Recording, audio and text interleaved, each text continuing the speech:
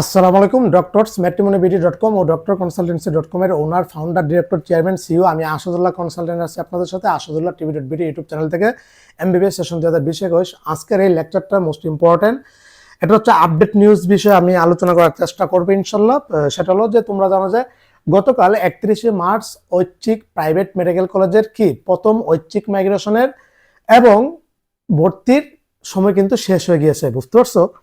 তো এটা হচ্ছে প্রথম ধাপের ভর্তির প্রক্রিয়া এবং প্রথম ঐচ্ছিক মাইগ্রেশনের প্রক্রিয়া শেষ হলো, বুঝতে পারছো? তো এখন বিষয়টা হলো যে ভাই এটার রেজাল্ট কবে দিবে। দেখো যে আজকে হচ্ছে 1 এপ্রিল, আগামীকাল হচ্ছে 2রা এপ্রিল, মানে আগামীকাল এপ্রিলের 2 তারিখে ঐচ্ছিক মাইগ্রেশনের রেজাল্টটা দিতে পারে এবং দেওয়ার সম্ভাবনা সবচেয়ে বেশি, বুঝতে পারছো? বৃহস্পতিবার বিকেল অথবা সন্ধ্যার সময়। যদি আগামীকাল না দেয় তাহলে এটা কবে দিবে? একদম রবিবারে দিবে, বুঝতে পারছো? হ্যাঁ, শুক্র শনিবার তো সরকারি ছুটি। তো যাক, আশা রাখি ইনশাল্লাহ কালকে দিয়ে দিবে। আরেকটা যে বিষয় সেটা হলো যে ভাই এই তৃতীয় ওয়েটিং লিস্টটা কবে দিবে অথবা কবে দিতে পারে। দেখো যে তৃতীয় ওয়েটিং লিস্টও যদি দেই তাহলে ঐচ্ছিক মাইগ্রেশনের রেজাল্ট যেদিন দিবে সেদিনই দিবে। এটা হতে পারে আগামীকাল 2রা এপ্রিল দিতে পারে অথবা রবিবারে দিবে, মানে 5 তারিখে 5 এপ্রিল দিতে পারে, বুঝতে পারছো? তো যদি কোনো টেকনিক্যাল কোনো সমস্যা না থাকে, যদি রেজাল্ট যদি প্রস্তুত হয়ে যায়, আশা রাখি কালকেও দিতে পারে অথবা 5 তারিখে দিবে রবিবারে, বুঝতে পারছো? অথবা আগামীকালও দিয়ে দিতে পারে, বুঝতে পারছো? এগুলি তো প্রকাশ করে না ওইভাবে যে কখন কোনটা দিবে, এগুলি আপডেট আগে জানানো হয় না। এটা ধারণা ভিত্তিতে আমি বলতেছি যে আরে এখন কিছু প্রশ্ন এখানে এসে যায় যে ভাই ঐচ্ছিক মাইগ্রেশন আমরা করেছি, তাহলে আমাদের কি মাইগ্রেশন পরিবর্তন হবে? অনেকগুলি ফ্যাক্টর, এখানে অনেক প্রশ্ন আছে। এক, তোমার ঐচ্ছিক মাইগ্রেশন করেছে, পছন্দ করে যে 1টা 2টা 3টা 4টা তুমি দিতে পারো, দিয়েছো। তো এখন ওইগুলোতে সিট ফাঁকা থাকলে তোমার পরিবর্তন হবে। তুমি যেগুলিতে আবেদন করেছো ঐচ্ছিক মাইগ্রেশন, যে 4টা দিচ্ছ, এরকম শত শত হাজার হাজার স্টুডেন্ট কিন্তু ওইসব কলেজে কিন্তু রেখেছে, অবশ্যই ওইসব কলেজগুলো রাখছে। তো এখন সফটওয়্যারে কাউন্ট করবে ওই কলেজে কতজন ঐচ্ছিক মাইগ্রেশন করে চলে গেল এবং কতটা সিট ফাঁকা আছে, ওইটার উপর ভিত্তি করে তখন 10টা সিট ফাঁকা থাকলে তখন 10 জনকে ওইখানে সুযোগ করে দিবে। তখন ওই 10 জনকে সুযোগ করে দিলে আবেদন ধরা পড়ছে এটার উপরে 50 জন, তাহলে ওই 50 জন থেকে যাদের পজিশন প্রথম 10 জন আছে ওদেরকে সফটওয়্যার এটা দিয়ে দিবে। তারপরে দ্বিতীয়টা দেখবে, তারপরে তৃতীয়টা, তারপর চতুর্থ কলেজগুলির যে চয়েস দিচ্ছে ওইগুলোতে দেখবে সিট ফাঁকা আছে কিনা। 4টাতে যদি দেখে যে তোমার পজিশন অনুসারে ঢুকানো যাচ্ছে না, তখন সফটওয়্যার তোমাকে চান্স আর দিবে না, তোমার যে কলেজ আছে সেই কলেজে তোমার থাকবে, বুঝতে পারছো? ঐচ্ছিক মাইগ্রেশন রেজাল্টের সময় যে পিডিএফ লিস্ট প্রকাশ করবে এবং SMS আসবে সিমে, যদি তোমার ঐচ্ছিক মাইগ্রেশন পরিবর্তন হয়ে থাকে, বুঝতে পারছো? আর না হলেও SMS আসবে এবং লিস্টের নাম থাকবে। দেখো যে লিস্টে MIG দ্বারা বোঝা যাবে যে তোমার মাইগ্রেশন হয়েছে, বুঝতে পারছো? আর ইউ দ্বারা বোঝাবে যে আনচান্স, তুমি এখন যেটাতে ভর্তি হয়েছো এটাতে তোমার ভর্তি থাকতে হবে। তো আর এম দিয়া মেরিট থেকে যারা যারা চান্স পেয়েছে। এখন আমি মনে করতেছি যে লিস্ট 2টা প্রকাশ করবে। এক, যাদের ঐচ্ছিক মাইগ্রেশনের আবেদন করেছে ওদের একটা আলাদা লিস্ট প্রকাশ করবে, মাইগ্রেশন যাদের পরিবর্তন হয়েছে অথবা যাদের হয়নি এটা একটা লিস্ট প্রকাশ করবে, বুঝতে পারছো? এবং মেরিট থেকে যারা যারা চান্স পাবে ওদের আলাদা আরেকটা লিস্ট প্রকাশ করবে, বুঝতে পারছো? তখন ওই ডেটের মধ্যে আবার জানিয়ে দিবে কবে থেকে ভর্তি শুরু, কবে থেকে ভর্তি শেষ, এটা আবার ওই দিনই নোটিশে জানিয়ে দিবে, বুঝতে পারছো? তখন ঐচ্ছিক মাইগ্রেশন ধরো তোমার পরিবর্তন হয়েছে, তখন তুমি এই কলেজে আর চাইলেই থাকতে পারবা না, বুঝতে পারছো? কোনোভাবেই পারবা না। তখন তোমার যে কলেজে মাইগ্রেশন হয়েছে ওই কলেজে চলে যেতে হবে, গিয়ে সুন্দরভাবে এখানে আর 1 লক্ষ টাকার হিসাব টিসাব এখন সব বাদ। এখন 1 লক্ষ টাকা কোনো হিসাবে আসবে না, মেরিট থেকেও যারা নাম আসবে এবং যারা ঐচ্ছিক মাইগ্রেশন পরিবর্তনের মাধ্যমে ভর্তি হবা, এখন আর 1 লক্ষ টাকার হিসাব বাদ। এখন সরাসরি তোমার 60% টাকা দিয়ে দিতে হবে। 21,24,000 টাকাকে 60% করে 12,74,000 টাকা সুন্দরভাবে কলেজে দিয়ে দিতে হবে তোমার, বুঝতে পারছো? তাদের মাইগ্রেশনের পরিবর্তন হোক অথবা না হোক, অথবা যাদের মেরিট থেকে নাম আসবে, বুঝতে পারছো? অথবা কোনো কলেজ ক্লাস শুরু হওয়ার আগে নিয়ে নেই, অথবা তোমাকে যখন চাইবে তখন তুমি দিয়ে দিতে বাধ্য, বুঝতে পারছো বিষয়টা? তো আরেকটা যে বিষয় সেটা হলো যে এই যাদের মাইগ্রেশন পরিবর্তন হবে তখন কলেজের কাছ থেকে কাগজপত্র এমনকি টাকাটা চেকের মাধ্যমে অথবা নগদ চেকের মাধ্যমে দিয়ে দিবে তোমাকে, পেওয়ারের মাধ্যমে তোমারটা তোমাকে বুঝিয়ে দিয়ে দিবে, বিদায় করে দিবে, বুঝতে পারছো? পরে তোমার ওই কলেজে গিয়ে ফুল টাকা দিয়ে যে 60% যে টাকাটা ওটা দিয়ে তোমার ভর্তি কার্যক্রম কমপ্লিট করতে হবে, বুঝতে পারছো? আরেকটা যে বিষয় সেটা হলো যে অনেকেই, আচ্ছা তোমরা যে আবেদন করছো না, এট ফার্স্ট কিন্তু কলেজে ভর্তি হওয়া লাগছে। ওই ভর্তিতে যখন নাম ঢোকাইছে ডিজিএমইর তখন কিন্তু তোমার মাইগ্রেশন অ্যাক্টিভ হয়েছে, বুঝতে পারছো? কলেজ কর্তৃপক্ষ চাই অ্যাক্টিভ না করলে জীবনও তুমি মাইগ্রেশন আবেদনই করতে পারবে না। সুতরাং এখন আবেদন যে করছো তখন কলেজে একটা কনফার্ম মেসেজ গিয়েছে, বুঝতে পারছো, কলেজের পোর্টালে। ওই পোর্টালে যারা কনফার্ম, যদি প্রিন্সিপাল অথবা কলেজ অথরিটি যদি ওটা কনফার্ম করে তবে তোমার মাইগ্রেশন পরিবর্তন হবে, নাইলে জীবনও পরিবর্তন হবে না, বুঝতে পারছো। এই সিস্টেমটা এবারও আছে। তো যাই হোক, তো একটা প্রশ্ন আসলো যে ভাই আমি মাইগ্রেশনে আবেদন করছি, অ্যাপ্লাই করছি, আমার মাইগ্রেশনে আমার লিস্টের নামই নেই, আমার পরিবর্তন হয়নি। একটু আমি পেজটা ভাঙ্গি। সেটা হলো যে তোমার যাদের মাইগ্রেশন পরিবর্তন হবে তখন তাদের MIG লেখা থাকবে, আর যাদের মাইগ্রেশন পরিবর্তন হবে না তাদের ইউ থাকবে, ইউ লেখা থাকবে রুল রঙের পাশে, মানে আনচেঞ্জ। এখন কিছু কিছু ক্ষেত্রে কিছু মামলা পাবো যে ভাই আমি মাইগ্রেশন আবেদন করছি, আমার তো ভাই ইউ আনচেঞ্জও লেখাল নাই, মাইগ্রেশনও লেখাল নাই, তো আমার রুলটা PDF এ নাই। তখন তোমার ঘটনাটা কি হবে জানো? তুমি মাইগ্রেশন আবেদনই করোনি, তুমি আবেদন করেছো ঠিকই, কিন্তু কলেজে এটা কনফার্মটা এটা কি তোমাকে অ্যাপ্রুভাল দেয়নি, বুঝতে পারছো। অ্যাপ্রুভাল না দিলে কিন্তু তোমারটা মাইগ্রেশন হবে না, ওই লিস্টও থাকবে না, তোমরা এই জিনিসটা ধরতে পারবে না। কিন্তু অনেক কিছু জাউরা টাউরা কলেজ আছে, এরা ইচ্ছা করে যারা মাইগ্রেশন করছে এগুলি কনফার্ম করে না, বুঝতে পারছো। এটা লিস্টের দিন গতবার এটা দ্বিতীয় মাইগ্রেশনে এই সমস্যাটা হয়েছিল গতবার, এবার কনফার্মের সিস্টেমটা এবার আছে, বুঝতে পারছো। কলেজ ভালো থাকলে, মন মানুষে ভালো থাকলে কনফার্ম করে দিলে সবাই তোমার কনফার্ম করলে পরিপূর্ণ মাইগ্রেশনটা, ঐচ্ছিক মাইগ্রেশনটা তোমার হবে, নাহলে কিন্তু হবে না। তোমরা এগুলি বুঝতে পারবে না, যাও এগুলি পরের বিষয়। আরেকটা বিষয় হলো যে মাইগ্রেশনের দিন যে ভর্তি যেটা দিবে এর মধ্যে তোমার ভর্তি হয়ে যেতে হবে। তারপরে আরেকটা যে বিষয় যে ভাই আমরা যারা ওয়েটিং আছে তাদের কি অবস্থা। আচ্ছা, আরেকটা প্রশ্ন যে ভাই কতজন ভর্তি হয়েছে না হয়েছে, কতটা সিট ফাঁকা আছে খালি আছে, এটা আপডেট দেখো ভাই, এটা আপডেট কেউ জানে না।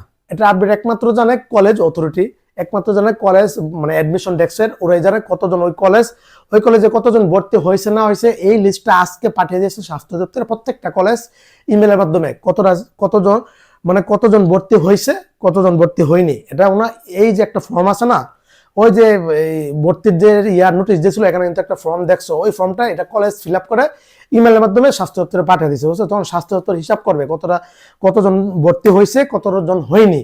ওইটার উপর ভিত্তি করে তখন কি করবে, একটা তৃতীয় লিস্ট দিবে। আশা করি মাইগ্রেশনের দিনে তৃতীয় লিস্টটা দেয়, বুঝতে পারছো, ওই দিনে দিবে ইনশাল্লাহ। তখন ওই তৃতীয় লিস্টে এই যে প্রতিযোগিতা, এগুলি দেশি যে সিটের উপর প্রতিযোগিতা হচ্ছে, বুঝতে পারছো। বিদেশি সিটে কিন্তু এখনো সিটমেট তোমার এখনো ওইগুলি করেনি। তো এই সিটে যতজন ভর্তি হবে না, তখন ধরো 3000 দেশিতে তো প্রায় 3000 উপরে স্টুডেন্ট, 3000 থেকে ধরলাম আমি 500 ভর্তি হয়নি অথবা 1000 ভর্তি হয়নি, তখন ওই 1000 জনের আবার লিস্ট প্রকাশ করবে, বুঝতে পারছো। এখন প্রশ্নটা হলো, এটা একমাত্র কলেজ কর্তৃপক্ষ জানে, এক এক কলেজ কিন্তু সমন্বিতভাবে এগুলি গত 3 বছর আগে এগুলি প্রকাশ করতো স্বাস্থ্য দপ্তরে, যে কোন কলেজে কতটা সিট ফাঁকা আছে, কতজন ভর্তি হয়েছে ফাঁকা আছে। কিন্তু এখন আর এগুলি করে না, 2024 সালে করেছিল একবার। যাও, তারপরে যে বিষয়টা যে ভাই তৃতীয় লিস্টে কয় হাজার সিটের পর্যন্ত যেতে পারে, চান্স হবে কিনা, দেখো যে এটা নির্ভরশীল করে যে তোমার কতজন ভর্তি হয়নি এবং কতটা সিট ফাঁকা আছে, ওইটার উপর নির্ভরশীল করে। এখন এটা তো আর আমরা জানি না, এটা হচ্ছে আমি আশা রাখতেছি যে এখানে, তবে এবার যে ঘটনাটা, এবার ম্যাক্সিমাম স্টুডেন্ট ভর্তি হয়ে গিয়েছে, বুঝতে পারছো, MBBS ও ডেন্টালও, এটা সত্য, এটা বাস্তব। এবার ভর্তির প্রতিযোগিতাটা প্রচুর, বুঝতে পারছো। দিন দিন মেডিকেল সেক্টরটা কঠিন হয়ে যাচ্ছে। প্রাইভেটে ভর্তি হওয়ার জন্য তুমি চাইলে টাকা নিয়ে বসে আছো, চাইলে ভর্তি হতে পারবা না। এখানে সিস্টেম প্রসিডিউর চান্স না পাইলে তুমি তো ভর্তি হওয়ার কোনো অপশন নাই, সুযোগ নাই, বুঝতে পারছো। তো সুতরাং দিন দিন কঠিন হয়ে যাচ্ছে, মানুষও বুঝে যাচ্ছে প্রাইভেট মেডিকেলে পড়তে গেলেও আমার চান্স পাওয়া লাগে। তো সুতরাং বুঝতে পারতেছো ঘটনা। তো সামনে আগামীতে আরো কঠিন হয়ে যাবে, সেক্টরটা আরো কঠিন হয়ে যাবে, বুঝতে পারছো। মেডিকেল অ্যাডমিশনে বিগত সরকার তাকে কিন্তু নিয়ম করছিল, একটা প্রজ্ঞাপন জারি করছিল যে মেডিকেল অ্যাডমিশনে রিটেন ঢুকাবে, বাইবা ঢুকাবে, MCQ ঢুকাবে, এইগুলি ঝামেলা দিন দিন কঠিন করে ফেলবে, বুঝতে পারছো। তো যাও, তো যেটা বলতেছিলাম যে আমার ধারণা মতে তৃতীয় লিস্ট থেকে আমার কেন জানি মনে হচ্ছে মানে একদম যদি সর্বোচ্চ যদি নগণ্য মানে ভর্তি ভিতরে 45,000 থেকে নিয়ে 50,000 সিরিয়াল পর্যন্ত যারা আসো, আমার কেন জানি মনে হচ্ছে এই পর্যন্ত যেতে পারে, বুঝতে পারছো। এটা এখন সিটের উপর নির্ভরশীল। এখন সিট যদি ধরো যারা নাম আসছে যদি ধরো 80% ভর্তি হয়ে যায়, তাহলে এটা সর্বোচ্চ 42, 43, 45,000 সিরিয়াল পর্যন্ত যাবে, অথবা 50,000 সিরিয়াল পর্যন্ত যাবে আমার কেন জানি মনে হচ্ছে। এরপরে বাকিরা দেখি লিস্ট দিলে পরে জানতে পারবো। এটা শুধু MBBS এ।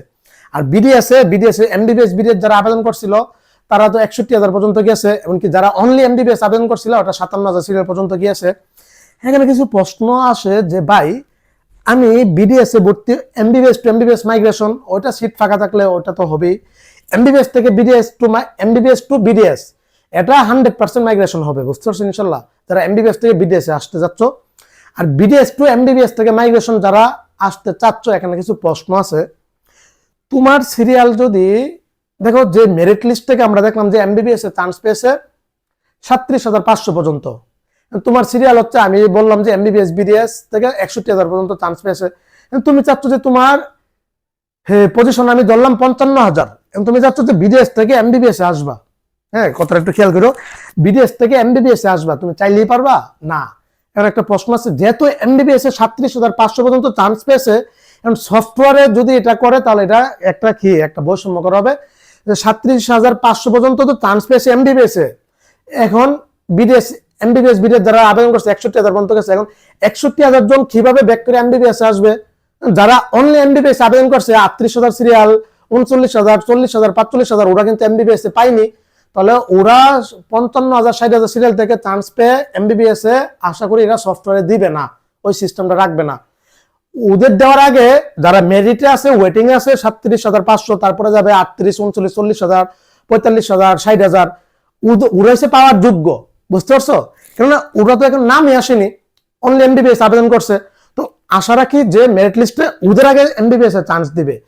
তারপরে যারা কি ওই যে 38,000 পরে যাদের পজিশন, ওই যে যারা চান্স পেয়েছো 61,000 পর্যন্ত বিডিএস এ চান্স গিয়ে পেয়েছো না, এমবিবিএস বিডিএস যারা করছে, তোমরা এমবিবিএস এ মানে মাইগ্রেশন করার আগে আমার কেন জানি মনে হচ্ছে সফটওয়্যার এটা ওইভাবে সিস্টেম করবে যে না, ওদেরকে এমবিবিএস এ দিব না, দিব হচ্ছে যারা মেরিটে ওয়েটিং এর নাম আসেনি ওদেরকে ঢোকাবো। হ্যাঁ, ওরা যারা ওয়েটিং আছে ওরা পাওয়ার যোগ্য।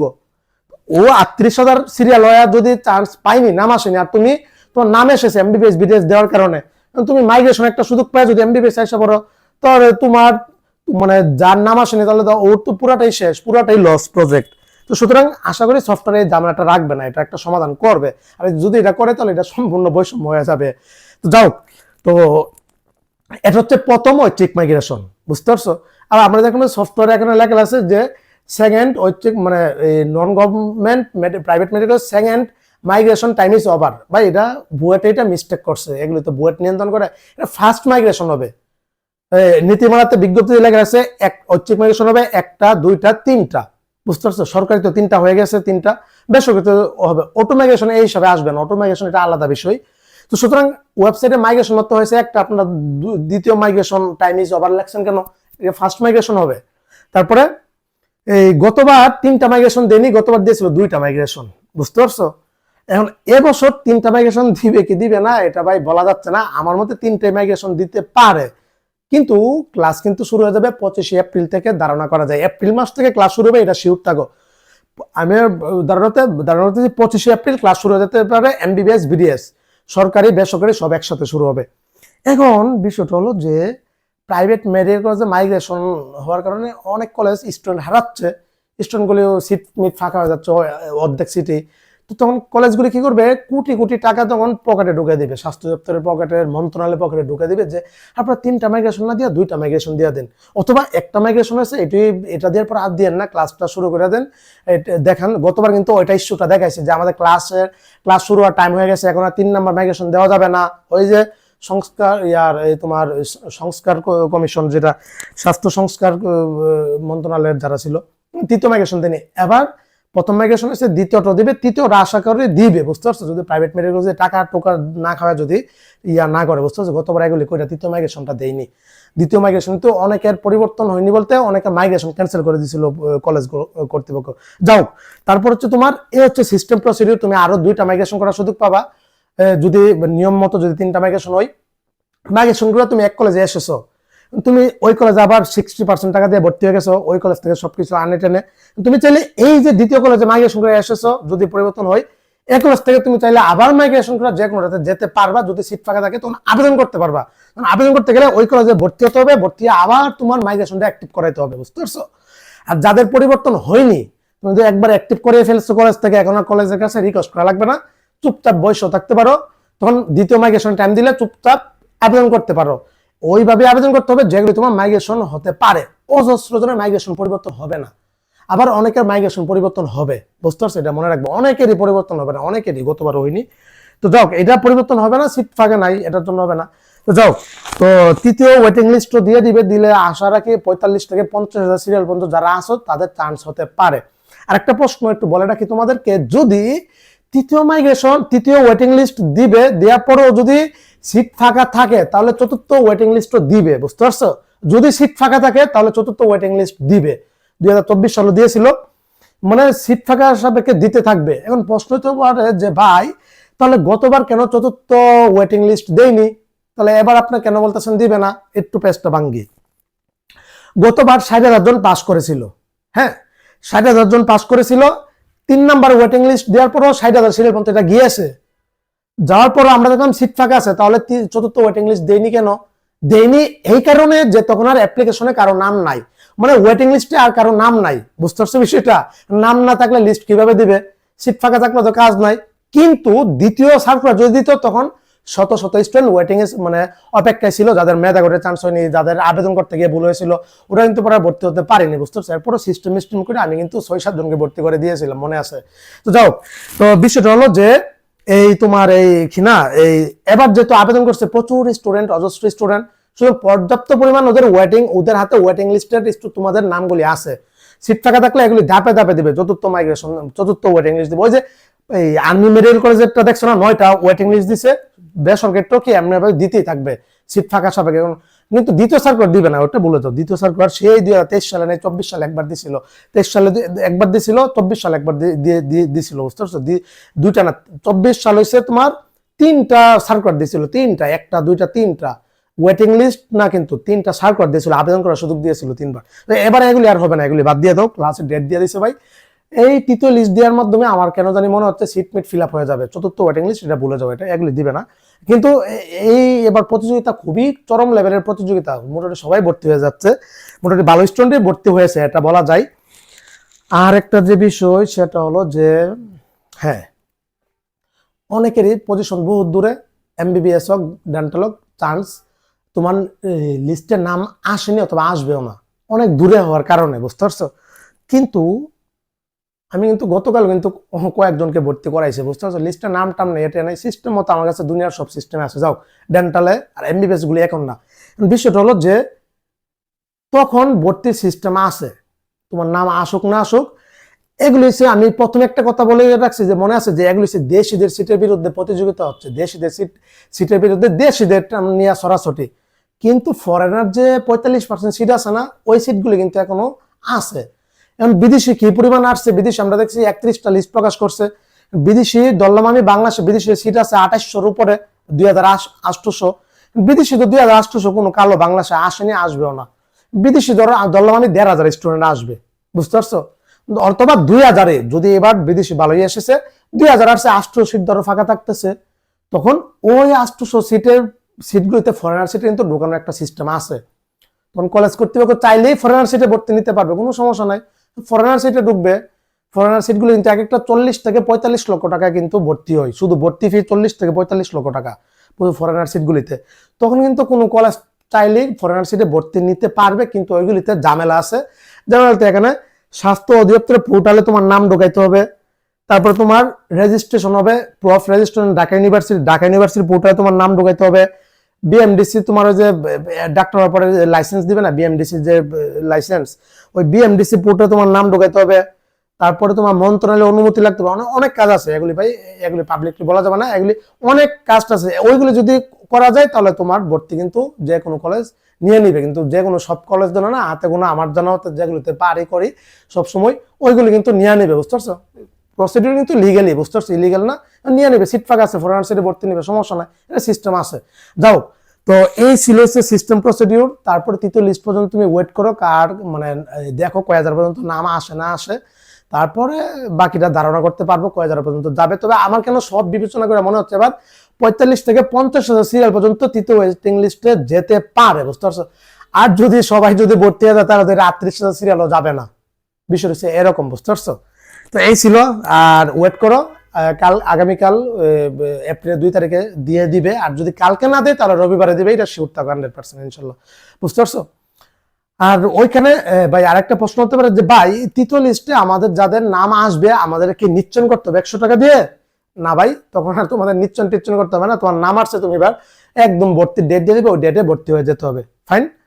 আর মেয়াদ অসচ্ছল কোটা নিয়ে এখানে কিছু বলতে চাচ্ছি না, এটা আরেকটা পরে কন্টেন্ট দিব না, বুঝতে পারছো? এই ছিল, সবাই ভালো থাকো, সুস্থ থাকো, অনেক অনেক ক্লান্ত। গত 2.5 মাসে তোমাদের যে পরিমাণ কন্টেন্ট দিয়েছি, এত ব্যস্ততা, হাজার ব্যস্ততার মধ্যেও হোয়াটসঅ্যাপে দেখো আমি এই যে কন্টেন্ট আকারে তো সুন্দরভাবে বলি, এখান থেকে সবাই হাজার হাজার স্টুডেন্ট, তোমরা দেখো না ভিডিওগুলি, তো প্রত্যেকটা ভিডিও 2,500 2,000 ভিউ হয়, সবাই কিন্তু দেখে, বুঝতে পারছো, যারা ভর্তি হবে মূলত। এখন ব্যক্তিগতভাবে আমাকে মেসেজ দয়া করে দিও না, বুঝতে পারছো। এখনো আমার এখানে দেখলাম যে আমি প্রায় 4 থেকে 5,000 জনের মেসেজ আনসিন গত 2.5 মাসে। আমি যাদের দায়িত্ব নিয়েছি, যাদের কাজ করি, জেনারেল মেধাগোটা, ডেন্টাল, বিডিএস, এমবিবিএস, ওদের শুধু ওদেরই সময় দিয়ে পাই না, আর হচ্ছে ভর্তি হতে নিয়ে ব্যস্ততা থাকে, আবার হচ্ছে অনেক ব্যস্ত থাকি। সুতরাং তোমাদেরকে ব্যক্তিগতভাবে তোমাদেরকে আমি মেসেজ করার টাইম নাই, বুঝতে পারছো। আর আমি অনলাইনে তেমন অ্যাক্টিভও থাকি না। আমার অ্যাসিস্ট্যান্ট আপু আছে, ও মাসে 10,000 টাকা দেয়, অ্যাসিস্ট্যান্ট আপুকে দিয়ে কাজ করে, ডাক্তারদের নিয়ে কাজ করে, ম্যাট্রিমনির ওইটা। কিন্তু আমি তোমাকে আমি ভিডিওতে আমি সব খোলামেলা সবকিছু বুঝাই টুজা বললা দেয়। কয়েকটা সিরিয়াল থেকে কোন মেডিকেল কলেজে আসতে পারে, ভিডিওতে বলেছে, ভিডিও দেখো। এখন আমাকে তোমার ফোন দিয়ে, আমাকে তোমার মেসেজ দিয়ে জানতে হবে ভাইয়া আমার এত পজিশনে সম্ভব? আমি কি পাইছি? আমি কি এআই? আমি কি মেশিন? আমি তো একজন রক্তে করা মানুষ, বুঝতে পারছো।